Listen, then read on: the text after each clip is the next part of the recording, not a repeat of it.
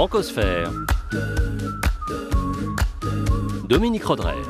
Bonjour et bienvenue dans cette nouvelle Francosphère qui fait un petit tour de la terre humanitaire entre Manchester et Calcutta, en passant par Morgin en Suisse, berceau de notre invité Benoît Lange, boulanger devenu photographe, puis documentariste.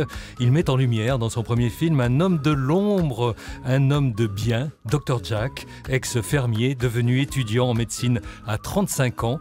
Jack Praeger soigne encore à 87 ans les sans-rien, les sans-soins sur les trottoirs de Calcutta. Le dégoût de l'enfance de la béninoise Mirabelle rime avec citronnelle, qu'elle appelle du thé, et dans laquelle elle devait tremper son pain. Elle s'en plaint à Anne Bonneau. Enfin, en l'honneur de notre invité, le Speak French de Jean-Marie Chazot va se faire indien, et plus précisément pondichérien. Francophonie ? Qu'est-ce que ça dit ? Francophone ? Qu'est-ce que ça donne ? Bonjour Benoît Lange. Oui, bonjour. La francophonie, pour vous, elle est native natale, comme on dit aux Antilles, puisque vous êtes né en Suisse. Le français vous a-t-il été utile en dehors du canton de Valais ? Alors, il m'a été utile et il m'est toujours utile, puisque aujourd'hui, avec Dr Jack, j'essaye de faire la promotion un peu dans tous les pays francophones. Après, c'est vrai que je l'ai aussi rencontré en Inde. Parce que que ce soit les marchands ou que ce soit dans le sud de l'Inde, on essaye toujours de se rappeler quelques mots de l'enfance coloniale, bien sûr, mais pour rentrer en lien avec le touriste ou le voyageur. Le canton du Valais, il est frontalier avec l'Italie, mais bilingue, franco-allemand. Vous savez à quoi tient cette bizarrerie ? Alors, exactement, historiquement, non, je ne le sais pas tout à fait. Enfin, je l'ai su du temps de l'école, mais c'est très vieux déjà. Par contre, moi, où j'habite, je suis totalement frontalier avec la France. Donc, on a aussi cette quasi double culture qui fait que on dit quand même 70 quelquefois. Oui, voilà, et pas 70. Et pas 70. Et pas 80 ou 80, comme on peut le dire aussi en Suisse. Il y a les deux versions. Comment se passe la cohabitation entre le français et l'allemand ? Assez difficilement. Finalement, on est beaucoup plus proche de la France que l'on peut l'être de la Suisse alémanique. À nouveau, je l'ai vu à travers le film, parce que le film est déjà sorti en Suisse française, Suisse romande, ou Suisse française, étonnamment, voilà. Et où il a eu un très très beau succès. Et en Suisse allemande, ça a été plus compliqué. Donc, parce que justement, il était d'origine française, parce que vous-même étiez français, enfin suisse francophone. Oui, puis culturellement, on est très éloigné. On sait que la Suisse allemande est proche de l'Allemagne et a une mentalité qui est beaucoup plus proche de l'Allemagne et que nous, les Suisses romands, nous sommes beaucoup plus proches de la France et notre mentalité se rapproche aussi. Est-ce qu'on entend parler français parfois dans les rues de Calcutta ? Très très peu. Bon, il y a une alliance française qui est encore active et qui est encore bien présente, qui a fait une avant-première du film au mois de février, qui a réuni autour du docteur lui-même, puisqu'il est à Calcutta, donc différentes personnes et journalistes. Mais finalement, le français a beaucoup de peine à s'installer ou à rester, en tout cas présent dans les rues de Calcutta. Si vous vous demandez encore de quoi est venu nous parler notre invité Benoît Lange, Corinne Alexia Dabo se charge à sa manière de faire le portrait du héros de son documentaire, le Dr Jack. Elle y voit une ressemblance en trompe-l'œil avec une autre figure de l'humanitaire. Qui ne connaît pas le Dr Jack ? Ah bon ? Vous ne le connaissez pas ? Eh bien, Jack Praeger est une autre mère Teresa, qui en Inde a aussi dédié sa vie aux plus pauvres. Sauf qu'il n'est pas albanais, mais anglais. Sauf qu'il n'est pas bonne sœur, mais aurait pu devenir rabbin. Sauf que chez mère Teresa, on était plus pressé d'envoyer les malades au paradis que de les soigner avec des aiguilles stériles. Mère Teresa a reçu le prix Nobel de la paix. Après sa mort, à 87 ans, elle a été canonisée par 2 papes. Tandis qu'à 87 ans, Dr Jack continue d'être médecin des rues à Calcutta. Son principal fidèle s'appelle Lange, qui le filme pour la postérité. Ex-boulanger, Benoît Lange est bien placé pour savoir que Dr Jack est bon comme le bon pain. C'est de la bonne pâte, le Dr Jack, Benoît Lange ? C'est un pain rebelle, Jack. Ça a une bonne patte passer à un homme qui a un très grand cœur, c'est sûr. Mais Jack, il ne faut pas lui parler de charité, il ne faut pas lui parler d'humanitaire ou d'institutionnel. Lui, c'est un médecin, et ce médecin, il veut soigner, et son rôle est vraiment de pratiquer la médecine dans les endroits où les soins n'arrivent pas. Et donc, c'est vrai que Jack, aujourd'hui, je le connais depuis 30 ans, je suis allé plus de 50 fois à Calcutta, donc on a un lien qui est quand même assez fort, même très fort. Mais finalement, Jack, ça reste un rebelle, et un rebelle à l'image, même pour moi. Alors comment est-ce que vous avez fait sa connaissance ? Alors c'était il y a 30 ans, cette semaine. Il y a juste 30 ans cette semaine, exactement. J'étais à Calcutta, j'étais chez Mère Teresa, je faisais le tour du monde, mais je m'étais arrêté quelques jours dans les projets de Mère Teresa et un médecin allemand me dit « Mais il y a un type qui a vraiment besoin d'un coup de main. C'est un médecin anglais qui travaille dans une rue avec quelques seaux de médicaments, un bout de plastique, une bâche pour le protéger des intempéries. Et il a besoin de personnes pour lui donner des coups de main, pour rouler des boules de coton et autres. » Je m'y suis rendu, mais c'était très dur. Pour moi, c'était très dur. J'ai toujours eu peur du sang. C'était très dur. J'ai pas de formation médicale puisque je suis pâtissier et autres. Donc, et finalement, je suis pas resté. Je suis retourné quelques jours chez Mère Teresa. Pas. Je supportais pas. C'était trop. Les soins étaient très violents parce qu'on soignait des pieds coupés par le tram. On faisait des opérations vraiment sur ce bout de plastique, quoi, avec 3 fois rien. Et quand même, au bout d'une semaine, ça m'a beaucoup titillé. Je me suis dit, mais ma place est peut-être là, quoi. Est-ce qu'il distingue éventuellement, Benoît Lange, Jack Praeger, le docteur Jack de Mère Teresa? C'est le côté médiatique que lui refuse. Mère Teresa, apparemment, s'en accommodait bien. C'est surtout que lui a toujours refusé un visa de missionnaire. Hein. Lui, il a totalement refusé d'être considéré comme quelqu'un qui vient pour amener la foi. Lui, il vient pour amener les soins. Il aurait pu partir dans n'importe quel autre pays. Il y a eu cet appel à la radio qu'il a appelé au Bangladesh d'abord, puis après à Calcutta. Mais finalement, Jack, c'est un médecin qui va au bout de lui-même, quoi. À choisir, vous auriez préféré que Jack Praeger reçoive le prix Nobel de la paix plutôt que Mère Teresa? Ah oui, quand même, il faut être honnête. Hein. C'est vrai que moi, il y a 30 ans que j'essaye de faire connaître Jack par tous les moyens possibles, par des documentaires télé, par des livres, aujourd'hui par ce film cinéma. Et pour moi, ça aurait été un magnifique cadeau. Jack a été philanthrope de l'année 2017. Hein, donc c'est un grand prix qu'il a reçu à Londres au mois de mai de la part du maire de Londres, qui est lui-même d'origine indienne. Et on était tous très très fiers qu'il vienne de Calcutta le chercher et qu'il reparte à Calcutta, puisqu'il y est toujours. Mais un prix Nobel, ça serait vraiment le gâteau. Pour vous, comme pour lui, il y a une double vie. Hein. Dans son cas, on l'a dit, fermier, puis médecin. Dans le vôtre, on l'a dit aussi, boulanger, pâtissier, puis photographe. Vous parlez ensemble de ce changement radical d'orientation? Non, pas du tout, parce que finalement, on est plus aujourd'hui, on est plus dans des discussions qui sont très loin de ce qui se fait à Calcutta. On essaye vraiment. Jack est quelqu'un de très cultivé, il parle 7 langues, il lit énormément, il s'intéresse à tout ce qui se passe dans le monde. Donc il me parlera plus de politique européenne ou de politique suisse que. Il reste en contact avec le reste du monde. Oui. Oui, il est très, très... On le voit même dans le documentaire, il est en souci pour les Bédouins de Palestine. Il est tout le temps en train d'essayer d'avoir des nouvelles du monde et essayer de suivre la marche du monde. I was 35 years old and an idea, a thought put into my mind, become a doctor. In India, more than 500,000 patients have been saved by Dr. Jack. It doesn't matter what happened in Calcutta. The traffic and everything else goes on exactly the same. Nobody gave a fuck, you know. Jack has a very difficult character. It's not easy to work with. Extrait de la bande-annonce du film, on entend Jack Praeger vous dire « J'avais 35 ans quand l'idée m'est venue de devenir médecin ». Puis vient le témoignage de son assistant indien sur le demi-million de personnes qu'il a sauvées en Inde. Et le docteur Jack reprend avec ironie « Peu importe ce qui se passe dans les rues de Calcutta, la circulation ne s'arrête jamais. Au final, tout le monde s'en fout ». Et Sir Cyril conclut « Jack a un caractère très difficile. On a du mal à travailler avec lui ». Alors d'abord, qui est Sir Cyril, Benoît Lange ?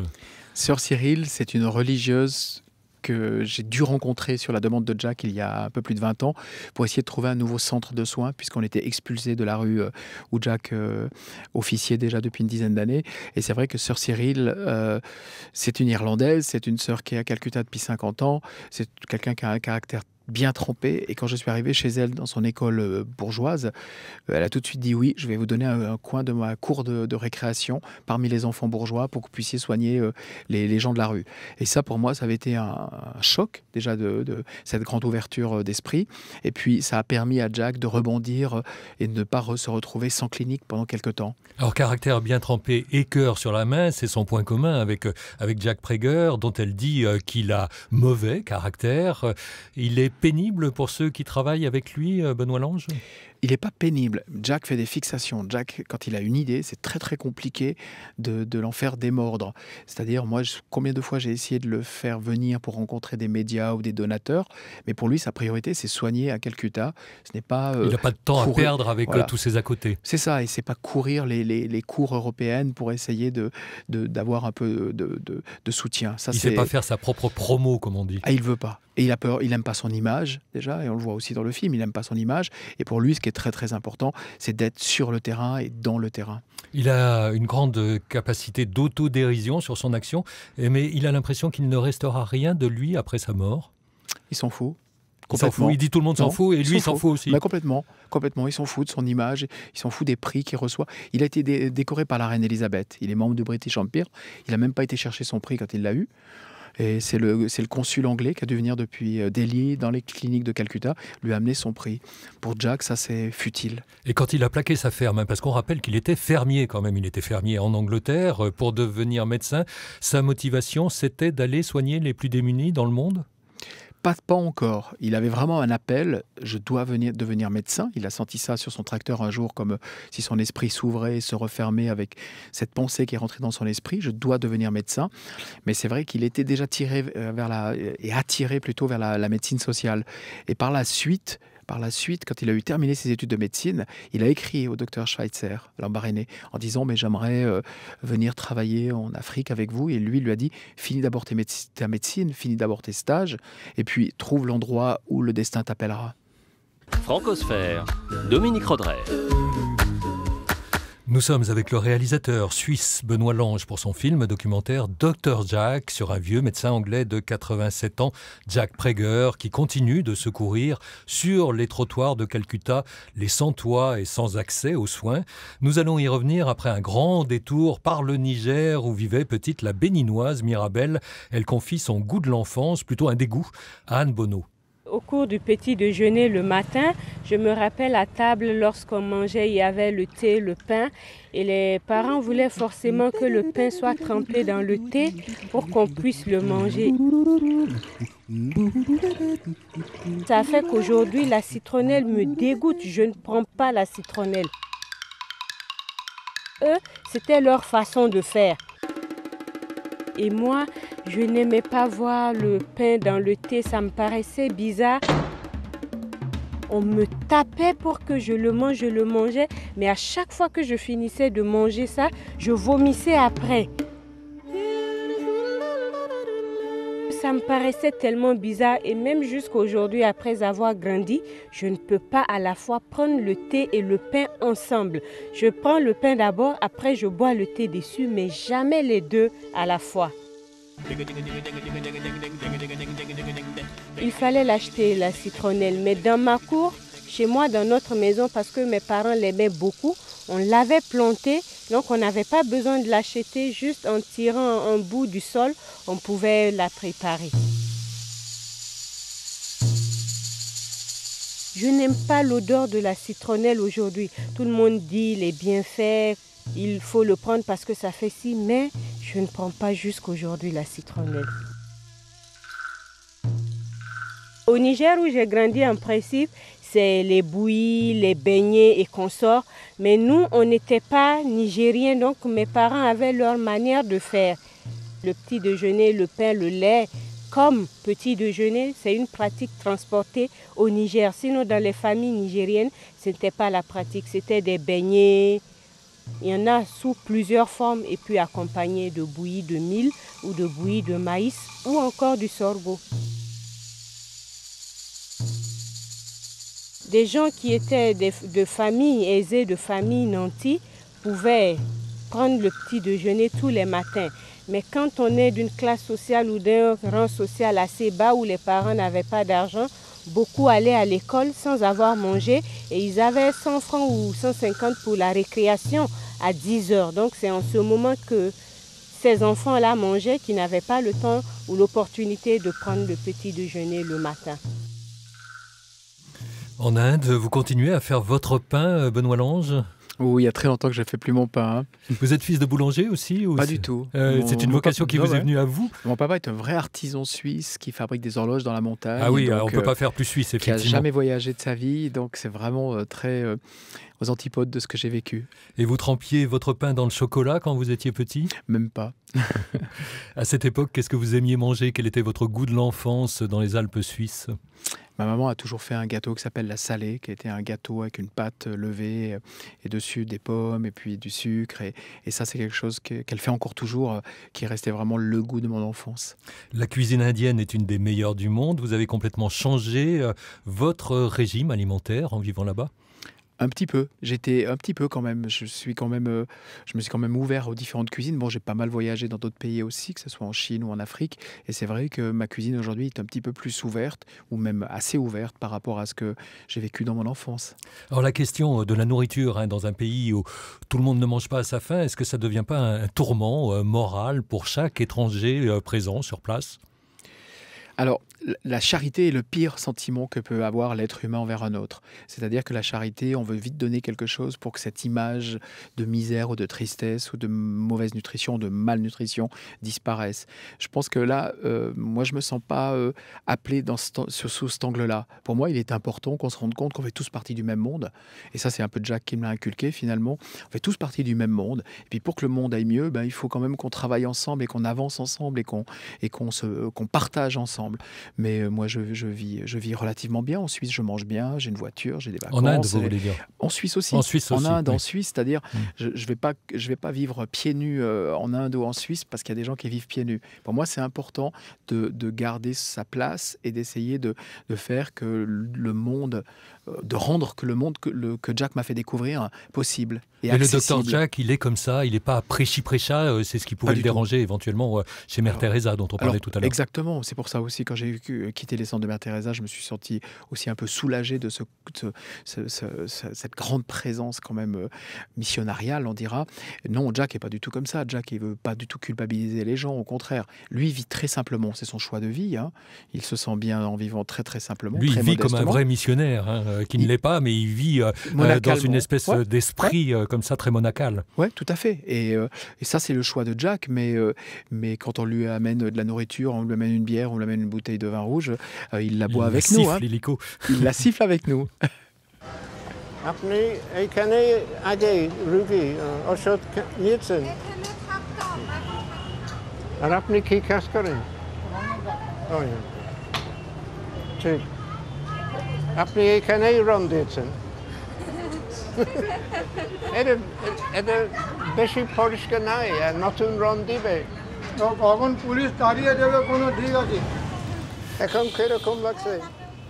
Extrait du film Dr Jack, le vieux médecin fait sa tournée avec son assistant pour aller au-devant des patients qui n'ont pas trouvé le chemin de sa clinique. Il dialogue avec eux en hindi sur ce qu'ils font là. L'un est peintre, mais trouve que ça ne vaut pas la peine de mettre de la couleur sur les murs de leur abri, car il est provisoire et puis que la police peut les en expulser à n'importe quel moment. Tiens, Benoît Lange, quels sont les rapports du Dr Jack avec les autorités ? Alors, elles se sont beaucoup apaisées. Elles se sont beaucoup apaisées dès le moment où Jack a accepté finalement de ne plus être le rebelle des premiers temps. Dès que le moment où le gouvernement s'est rendu compte que le travail de Jack n'était pas un travail ni d'espionnage ni de missionnariat, parce qu'on lui a proposé un visa de missionnaire qu'il a refusé. Il a fait de la prison, il a été 8 ans au tribunal pour essayer de défendre un peu ses convictions médicales, quoi, et son engagement médical. De quoi est-ce qu'on l'accusait précisément ? Alors, on l'accusait de différentes choses. On l'accusait déjà de pratiquer la médecine sans autorisation. On l'accusait d'avoir refusé... Donc, exercice illégal de la médecine. Exercice illégal de la médecine. On l'a accusé aussi d'avoir refusé ce visa de missionnaire qui aurait simplifié les choses parce qu'on aurait pu le mettre dans une case en disant voilà, c'est un missionnaire et on l'accepte ou on ne l'accepte pas, mais c'est un missionnaire. Jack, finalement, ça a été un outsider toute sa vie et ça reste un outsider. Et donc, pour le gouvernement, c'était compliqué. Quelqu'un qui refuse de payer les bakchiches, quelqu'un qui travaille... Il ne joue pas le jeu, il ne joue pas le jeu de la corruption notamment. Il ne joue pas le jeu de la corruption et il ne joue pas le jeu des autorisations non plus, puisque là, ce qu'on vient d'entendre, dans les minutes qu'on vient d'entendre, il est dans un des quartiers où il est totalement interdit d'aller soigner les gens. Et Jack continue d'y aller depuis 30 ans. Alors il parle hindi, ce qui arrange bien les choses, mais est-ce que pour des raisons de croyance, il y a des gens réticents à se faire soigner par lui ? Plus. Au début, on avait un peu peur. Comment se fait-il qu'un médecin qui a fait une formation, qui est anglais, vienne gratuitement me soigner? Est-ce qu'il ne va pas me voler un rein? Est-ce qu'il ne va pas finalement faire des expériences Oui, il est là, médicales sur pourquoi, moi? oui. Pourquoi est-il là et pourquoi donne-t-il sa vie? Mais cette question, on se la pose nous aussi, hein. Et c'est un peu le thème du film finalement. Jack Prager, ce qu'il fait est extraordinaire, mais pourquoi le fait-il? Et pourquoi le fait-il là? Pourquoi ne fait-il pas la même chose, par exemple, à Calais, auprès des migrants? Alors Jack a une réponse qui est très étonnante. Il dit « J'ai pu, durant ces 45 ans à Calcutta, vivre la plus belle expérience médicale que j'aurais jamais pu vivre ailleurs. » C'est aussi une manière pour ne pas rentrer dans l'intimité totale en disant « Mais Jack, finalement, pourquoi le fais-tu » Il parle juste de cette expérience médicale. Il botte en touche, hein, d'une certaine manière. Quelles sont les maladies les plus fréquentes chez les personnes soignées par le Dr Jack? Alors aujourd'hui, c'est vrai qu'il n'y a plus la grande misère alimentaire qu'on a connue il y a 30 ans, 40 ans. Il y a une malnutrition, il y a des problèmes de dysenterie, il y a des problèmes de tuberculose toujours. Il y a le sida qui est bien présent, malheureusement. On a quand même pas mal de problèmes au niveau tuberculose. Donc c'est un peu ces grandes maladies qu'on pensait, la lèpre, qu'on pensait un peu éradiquer, qui reviennent par une petite porte. Et des maladies liées à la pollution, comme à New Delhi, ville très polluée, Calcutta l'est aussi, j'imagine. Bien sûr, totalement. Beaucoup de problèmes pulmonaires.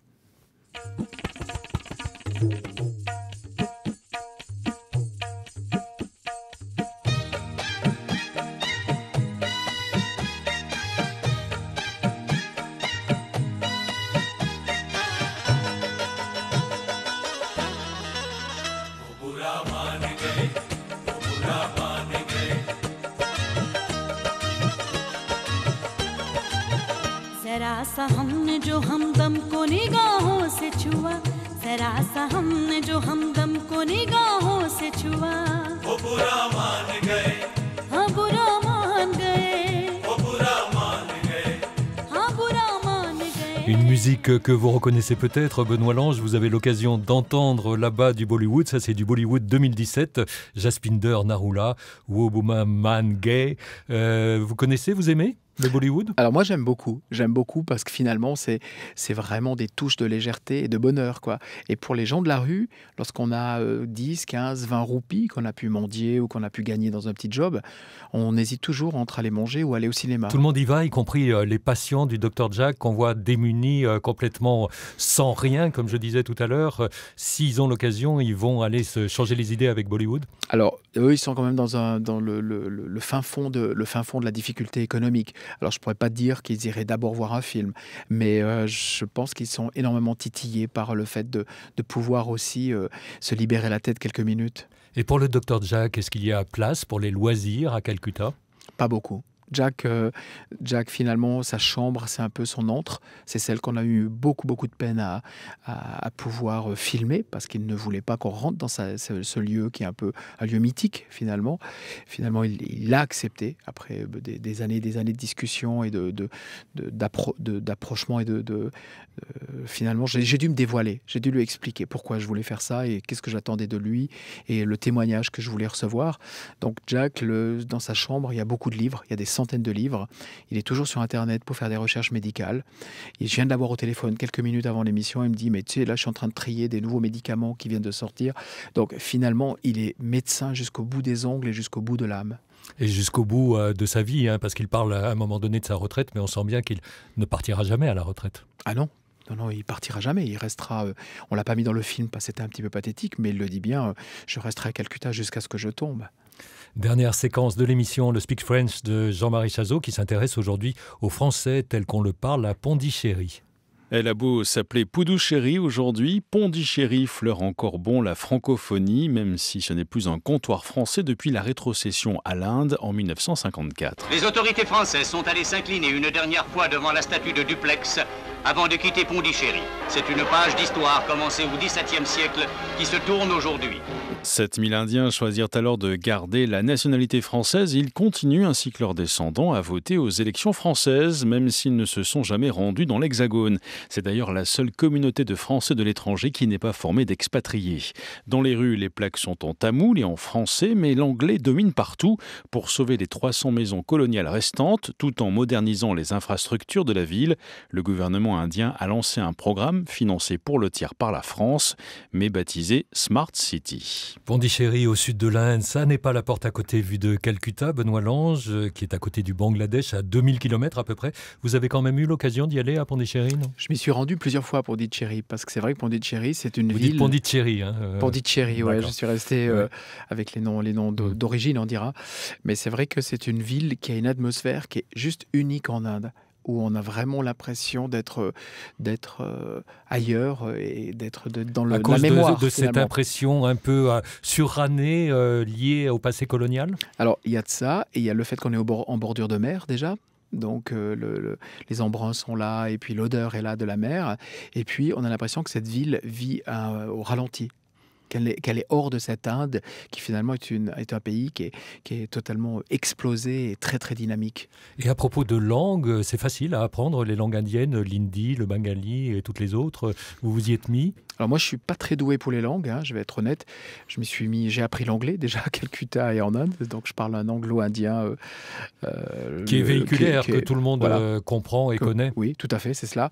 Mais le docteur lui-même, lui, parle plusieurs langues du pays, hindi, bengali, bihari, parce qu'il y a beaucoup de dialectes. Il y a jusqu'à 36 dialectes officiels et une langue, la grande langue officielle, qui est le hindi, quoi. Et il parle aussi français. Il faudra le convaincre, mais vous aurez beaucoup de mal de venir à Francosphère un jour, Jack Praeger, Benoît Lange. On ne sait jamais avec Jack. Vous savez, le matin, il nous dit non, et l'après-midi, il est capable de dire finalement, je vais parler et je vais venir. Pour ceux qui n'auront pas la chance de voir en salle le très bon documentaire Dr Jack, il sera disponible autrement dans quelques temps ? Alors, d'ici quelques mois, il sera disponible sur DVD. Il y a un site qui explique un peu toute l'histoire de Jack. Ça s'appelle drjack.world. Donc, où là, sur ce site, on arrive à voir des extraits de films, mais surtout à faire la rencontre avec cet homme de l'ombre qui mérite vraiment de sortir de l'ombre. Ça vaut le coup, en effet, de le connaître. Merci beaucoup, Benoît Lange. Merci à Corinne Alexia Dabo, Anne Bonneau, Jean-Marie Chazot, Sandrine Weber et Tiffaine Vittet.